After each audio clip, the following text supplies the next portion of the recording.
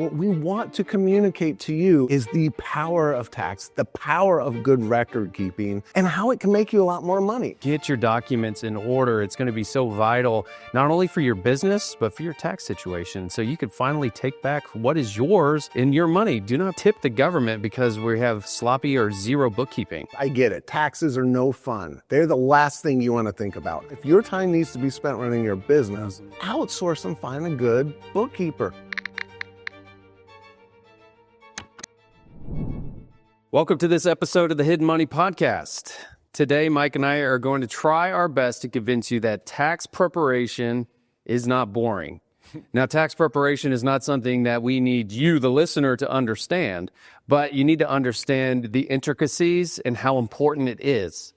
Because there's a statistic out there, QuickBooks did a survey in 2025, and they said 71% of business owners actually have some sort of accounting system in place, which is good. At least you're trying something. But that other 29% scares me. And that seems like it's a big chunk of our client base sometimes, is that business owners and entrepreneurs, they are so forward thinking and they're go, go, go. Let's grow. Let's do this deal. How do I expand my business? Where do I invest my money? Y'all are thinking about the actual stuff you need to be thinking about as an entrepreneur. And then kind of the bean counting takes a back seat, and then until it's tax time or you have to make some sort of managerial decision, and then you're like, wait, how much money am I making? And then you're like, I think I'm making this, and we just have no idea because there's no accounting records. I mean, Kevin, let's just face it, right? Taxes aren't boring to us. Accounting, bookkeeping kind of is, but not to us. But to you, yes, I get it. Taxes are no fun. They're the last thing you want to think about. Accounting and bookkeeping, if you run a business, is the last thing you want to be thinking about. And reasonably, you shouldn't be spending a lot of time thinking about it because you need to learn to go make money and figure out how to make that business work for you and work for your customers. I get that. But the problem is, Kevin and I see way too often people that just dread it. They treat it like an ostrich does and puts his head in the ground and just becomes a victim to what's going on. What we want to communicate to you in this episode is the power of tax, the power of good record keeping, and how it can make you a lot more money. You spend a lot of time in your business figuring out how to increase your profitability by 2%, 3%, 4%, right? Mm-hmm. If you can increase your take-home cash at the end of the year by 20% with good tax planning, isn't it worth it? You focus a little bit on it? Yeah, and just this morning I had a client, and she's been a long-term client. I love this client. Yeah, and she makes good money. She historically makes over $1 million a year. She does all these different kinds of side businesses and does these speaking engagements and things like that. Well, we met and about a week ago, and she fired her CFO. Because they weren't keeping good records and keeping up with everything that she needed. Which is kind of the point of having a CFO. Correct. So it was a good fire. And so we got the books to do some tax planning. This is before Thanksgiving. So we're like, hey, we got plenty of time. We got like a month and a half to figure out your tax plan at year end here. And then we got the books, and I'm like, well, according to your records, you're making like 1.5, 1.6 million this year. Good job. And she's like, huh? No, I'm not making 1.5. And her husband was there, and he's like, we made how much? Like, she's where'd that money go? Like, she's kind of embezzling the money. Yeah. So she's like, I am not making that. And so it's just kind of funny. And so now we're trying to get to the bottom of what are you making? Because I don't know how to tax plan I don't know if I'm killing a $1.5 million beast, or am I going up a $500,000 beast, because my weapons are different for each whatever I'm attacking. Yeah, let me just put this in context. So she's calling you because it's time to do some tax planning. Mm-hmm. I mean, she could have been, and we had been with this client for many years, but this year got busy for her. It's the end of the year, got a couple weeks left, and there's some opportunities, but all the opportunities that you're going to recommend to her, you got to decide how much of which opportunity. You need to know how much taxable income she has. Yeah. And that's a problem, and we don't know that in December. Yeah, we have to know the information. Yeah. So accounting is important. Is it boring? Yes. Do I want a business owner killing 15 hours a week doing their accounting? No. I want a business owner spending that 15 hours doing something they actually can add value to the business. That's why there's accountants out there, trained accountants with educations and credentials that can actually do the accounting up to par with accounting standards, and you can make managerial decisions, you can make tax decisions. At banks, if you have any loans, you're going to need a set of financials. Quick other statistic, unofficial statistic. This is Mike Pine's statistic based on my 25 years of experience in this field. Those 29% of people that don't use an accounting system, I guarantee you when they try to file their tax returns, or when this specific client of ours was trying to figure out income with you so they can do their tax planning, they end up spending and dedicating a lot more time than they could have if they would have had a good accounting system in place. A lot, like at least 50% more time. So you're not saving time, you're just procrastinating, kicking the can down the road, and then you end up losing time that you could be producing income in your business by cleaning up the mess so that you don't spend all your money and waste it with the federal government. Don't give up more money than you're legally obligated. It's your hard-earned money. But unfortunately, and I wish we had a statistic on this, Kevin, unfortunately, most entrepreneurs and small business owners pay a lot more tax than they're required to, and they're legally obligated to, because they don't have a good system of books and records, and they're not capitalizing on all their deductions. Yeah, and I like your thought process. Like, you're just procrastinating. Like, have you ever gone like 2 months without mowing your yard? Probably not. But let's say you go 2 months. I have. That's why we have someone else mow the lawn now. Yeah. See, well, you outsource. But think about if you let your yard grow, the weeds get up. In 2 months, it's going to be a lot of work, a lot of manual labor to cut all that, bag it, and you got to kill all the weeds. Or you could just do maintenance every so often, and it's still work, but it's a lot less work because you got this routine and you're just keeping the grass cut as you go. The exact same story that I'm trying to convince my young children. Clean your room daily, son, and you don't have to spend 3 hours organizing everything and cleaning up that 40. And being stressed about it. Yes. And crying about it. And you get to live throughout the year in a nice, clean space. And to go back to your example, and if you're doing this with your records and accounting, you've got good records that you can actually use to make decisions for your business. Wouldn't you want to know if you're starting a new line of service, or you picked up a new product, or you put a new discount on an item to sell it more?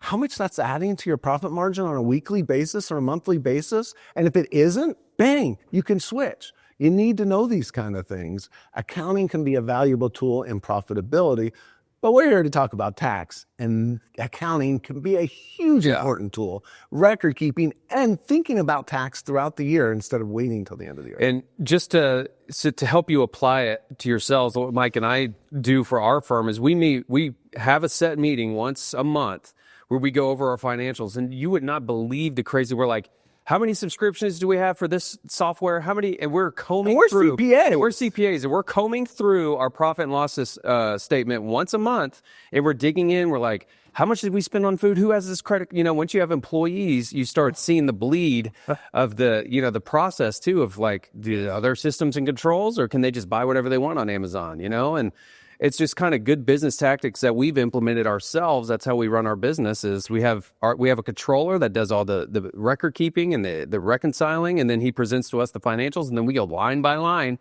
and then we analyze from last year. What did last year look like compared to this year? What did last month look like to this month? What are the differences? What feels off? And we're tax planning always as we go, because we're like, oh, we had a good quarter. What do we, you know? And I don't think we've had one of those monthly meetings where we didn't find some expense, some waste, some bleed that we were able to change. And that's all money in our pockets that we're able to use to grow our business. Yeah. And to tax plan with. That's right. Yeah. When you go to a doctor, they're going to ask you a series of questions to get a better understanding of your health. That's the simple process of anything when you're trying to solve a problem, is you have to understand what the problem is. And so at Revo, we've developed a tax assessment tool to help you diagnose exactly your tax problem. So if you go to revotaxpayer.com, you will find a link to our tax assessment tool. There, we're going to ask you a series of questions on your specific situation, and we're going to give you an assessment score. We're going to see how healthy you are. Then, once we see how healthy you are, we can help diagnose and prescribe you some solutions to the problem you've been facing. So go to revotaxpayer.com and search for our tax assessment tool, and we look forward to serving you. There's so much we could do.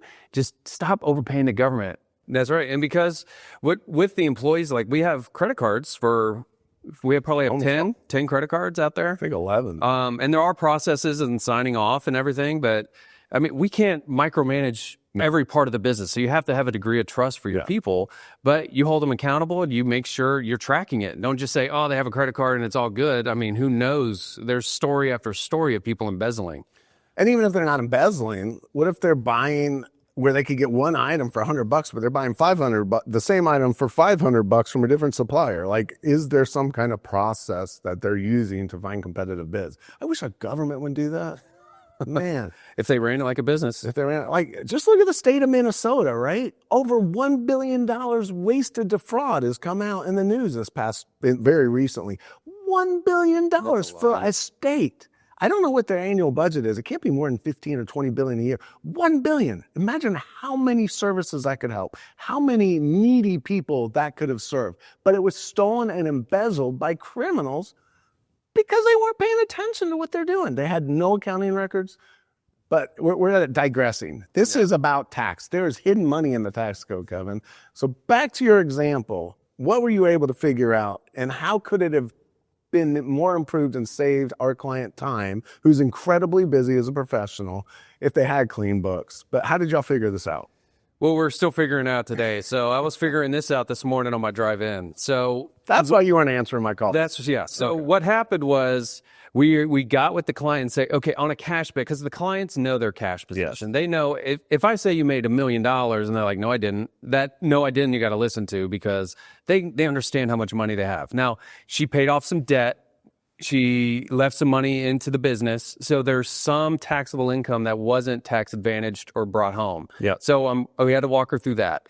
But we're just kind of going off feels right now because she doesn't have a CFO. We don't have time to kind of reconstruct these books and make sure they're right. So she's like, hey, okay, I paid this much debt down. I took this much home with me and this much is in savings. It's just the business owner just wants to know where's their cash? Where's their net income? Where's their cash? And so if we can get to a point of just doing kind of a high level cash flow of like, here's where your cash went this year. Does that feel right to you? I'm kind of going off feelings this year. And then we're going to get her hooked up with some better accounting. And then we're going to tax plan off of it. Yeah, let me just throw out a hypothetical example, though. Let's say you guys do this back of the napkin fixing of her profit and loss and figure out where it's at. Best guess, because that's all you got time for right now. And you're not a forensic accountant and bookkeeper.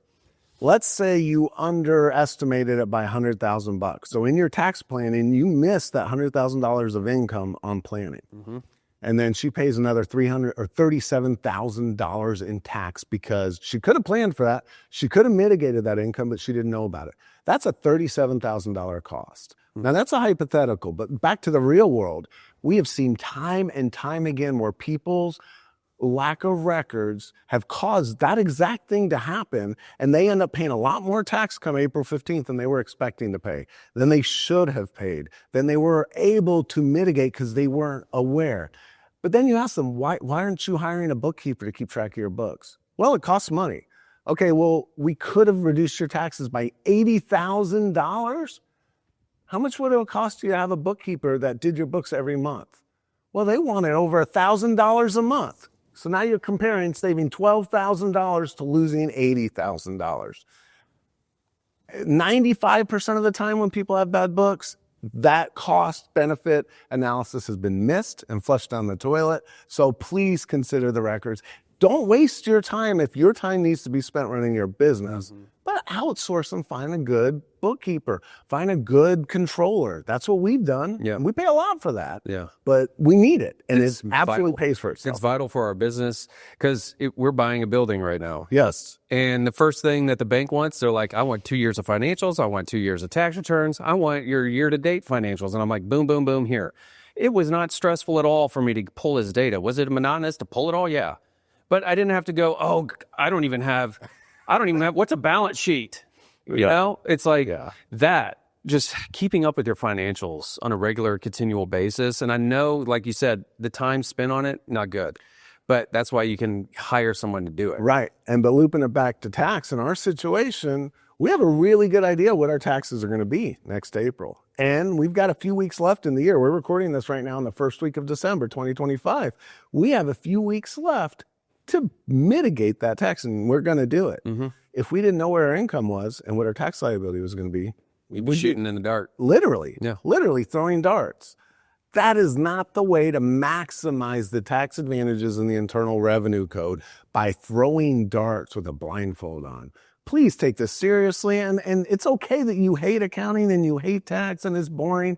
I get that. It is for you, but it is valuable. So if you're not going to learn to like it, which most likely you won't, learn to understand and accept the value of it and embrace it and keep your hard-earned money in your pocket where it belongs. Yeah, and another thing I see a lot is just not business owners will often, you have a wallet with 4 credit cards and a debit card or something. They're just flinging their cards around and stuff is just pulling everywhere. Yes. Get a set business card. Like we have a business card that we use, and we use everything through that. And we do not use our personal card and have it's just too much because the accountant's not going to see all these other transactions. So make sure you have a system where you're paying all your ordinary and necessary business expenses out of one credit card or one bank account, because then that accountant can reconcile that and know that it's a holistic, full picture of what's going on. Congratulations. The work is done. The tax return's been filed. Your tax strategies have been executed.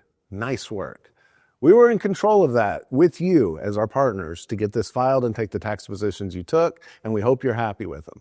The one thing we are not in control of is the federal government, the Internal Revenue Service. I wish we could control them. We have definitely made many attempts and mitigated your tax return and your tax filing in ways to reduce the likelihood of being audited, but we can't eliminate the risk. And truth is, some returns are just selected by lottery, whether or not you have any hard positions or aggressive positions on your tax return. But the more aggressive your tax return was, the more likely you will be audited.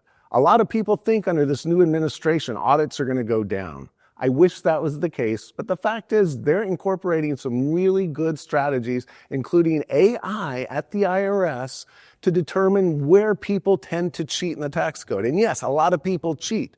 We don't, you didn't, but because of those cheaters, there's a decent chance, and I don't want to fearmonger you, but you're more likely to get audited over the next 3 years probably than you were over the past 3 years if we're taking good, aggressive legal tax positions. So the problem is we're not in control of the IRS. If you get audited, it could take us 2 days to defend. It could take us a year to defend. Depends on how the IRS reacts, how reasonable they're going to be, who the IRS agent is, if they understand the law, if they're willing to be taught the law or not. We have no control over that. That's why we're offering this prepaid audit defense package that will cover 100% of our fees in the event that you are audited. We've put together a quote for you based on your exact scenario for both your federal return and if you file state returns for those as well. Consider it. If you prepay it and you get audited, you've got a 3-year statute of limitations for federal, generally 3 to 6 years in the states, it depends. But you could sleep well if you prepay for it. No matter what, if you get audited, we're going to come and defend our work, your strategies that we came up with together. If not, we're still willing and very, very able to defend. But because we have no control over how these audits will come out and how long they might take, we will bill you by the hour. Happy to do that. But if it helps you sleep better at night, please consider the audit defense package now. Now, you don't have to be completely legalistic, right? Like, I still use one of my cards every year to get my maximum American Airlines miles and get my Admirals Club pass taken care of each year. So I'll use that for one big purchase a year for the business, and then we'll run it through and go through the controller and make sure it's accounted for correctly. Yeah. But that's one time a year. So, I mean, you don't have to be stuck in a noose, but use a system, a good system, so that when it comes time, you can lower your taxes and you're not surprised. Yeah. So if this is resonating and you're thinking to yourself, man, I've just never taken accounting seriously, reach out to us. Go to revoyourbooks.com. You can reach out, go to revotaxpayer.com and schedule a consultation. We will talk with you and just kind of diagnose, hey, where are you at in the accounting process? It's never too late to start. It's better to start in January and get this full year going to where you have a set of records and it's not just written on a piece of paper or in a shoebox, that we can actually have legit records. Because we didn't even talk about this, but in the event of an audit, yes. When you get audited as a business owner, they're going to ask the same thing the banker asked me. Hey, show me your balance sheet, show me your P&L, show me these transactions, show me your general ledger. I want to see your fixed asset detail. Yes. You're going to be a deer in the headlights if you have no idea and have nothing ready for that. Let me speak to some specific examples on that. So it was 2 or 3 years ago, I had 2 of our clients get audited. They were both in the same profession.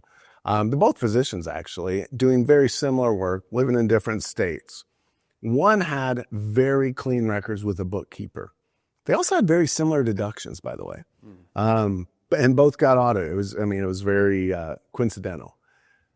I was able to close the one who had good records instead of the IRS increasing the tax due and dragging the audit on, and my fees increasing and increasing. The one with good records, we were able to close in less than 2 weeks. And we were able to get more of a refund back from the client instead of the IRS asking for more money. Take the other guy who wasn't intending to cheat. He just didn't have any records. And he had some kind of bookkeeping. He was doing his own bookkeeping, and he thought it was pretty good books. And I'll be honest, they were pretty good books compared to someone who doesn't have books.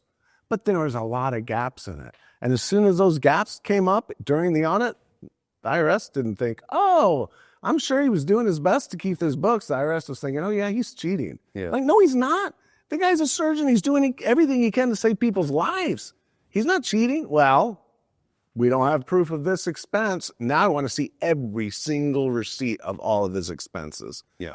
Same audit, same income level. His audit took about 70 hours of my time, plus all of our staff's. And I think it cost him like $40,000.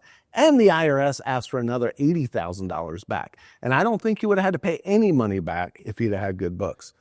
But he saved $12,000 a year in bookkeeper fees. Yeah, it was a great deal. Yeah, confidence is a huge thing in an audit. When an auditor comes in and you have all your ducks in a row, that's why when we prepare every tax return we come up with an audit defense file. We have everything tied, and it's cross-referenced. And if we get audited, we just send them that, and they're like, okay, these guys... There is some intangible there of having everything quickly. If you're scrambling, trying to duct tape together a tax package to send to the IRS, it's going to come off that way. And that's even helped us when we did have clients that didn't have clean books. But we prepared an audit defense file. At least it established where every number came on the tax return, even if there wasn't good bookkeeping backup for each of those numbers. And we sent that to the IRS within the first day or two of them asking for records, right? They see that. And thankfully, they didn't go ask for more underlying data because they're like, oh, these guys have it put together. So having information when you're audited can make it's a world of difference. Yeah. So take the stress off your own shoulders. You do not have to spend 100 hours on YouTube learning QuickBooks. No. Are there some tutorials out there? Yes. Can you DIY it? Probably. Is it going to be up to the same standard as a professional accountant? Probably not.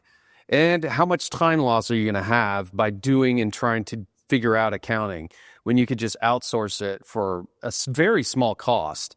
So reach out to us. Go to revojourbooks.com or revotaxpayer.com. We'd love to have a chat and just see how we can help you, but get your documents in order. It's going to be so vital, not only for your business, but for your tax situation. So you can finally take back what is yours in your money. Do not tip the government because we have sloppy or zero bookkeeping. This is a problem we can solve, and we can solve it together. So thank you for joining us on this episode of the Hidden Money Podcast. We'll see you next time.